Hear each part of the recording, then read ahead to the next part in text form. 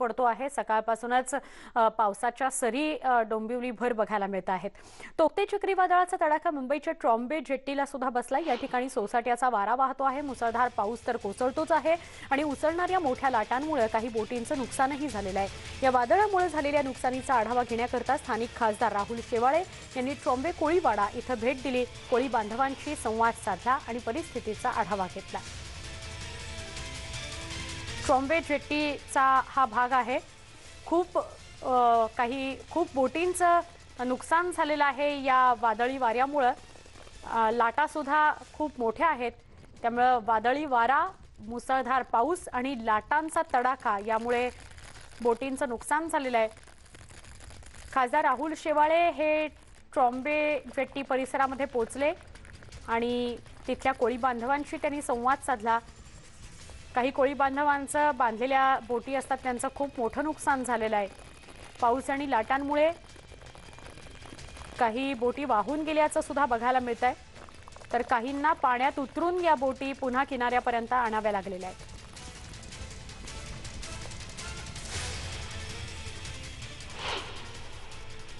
Tauktae या चक्रीवादळाचा परिणाम असा की मुंबई उपनगरात सुद्धा जोरदार पाऊस बघायला मिळतोय। पूर्व उपनगरामध्ये चेंबूर, कुर्ला, घाटकोपर, भांडूप, मुलुंड या सगळ्याच परिसरामध्ये जोरदार पाऊस आहे। चेंबूर इथून पावसाचा आढावा घेतला आमचे प्रतिनिधी मनोज कुलकर्णी यांनी।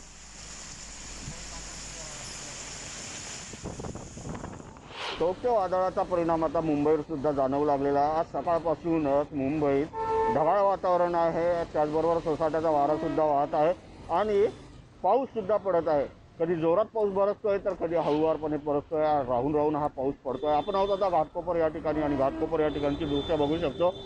या ठिकाणी जे अत्यावश्यक सेवेतील कर्मचारी असो किंवा कामावर जाणारे लोक असो ते या ठिकाणी रिक्षाने जाताना पाहायला मिळत आहेत। मेट्रो सुद्धा सुरू आहे, परंतु याच दरम्यान जी सेंट्रल रेल्वेची जी वाहतूक आहे ती ठप्प झालेली आहे। घाटकोपर ते विक्रोळीच्या दरम्यान प्लॅटफॉर्म क्रमांक 1 वर नित्यानंद नगर या ठिकाणी एक झाड पडलेलं आहे रुळावर, त्यामुळे लोक पूर्णतः ठप्प झालेली आहे। जी ठाण्याकडे जाणारी लो वाहतूक आहे ती ठप्प झालेली आहे। सकाळपासूनच मोठ्या प्रमाणात पाऊस आणि सोसाट्याचा वारा असल्यामुळे मुंबईकरांना त्रासाला सामोरं जावं लागत आहे।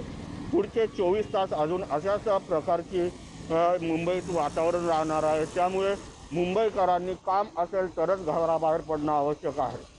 व्हिडिओ जर्नलिस्ट मोहन दुबेसह मनोज कुलकर्णी, न्यूज 18 मुंबई।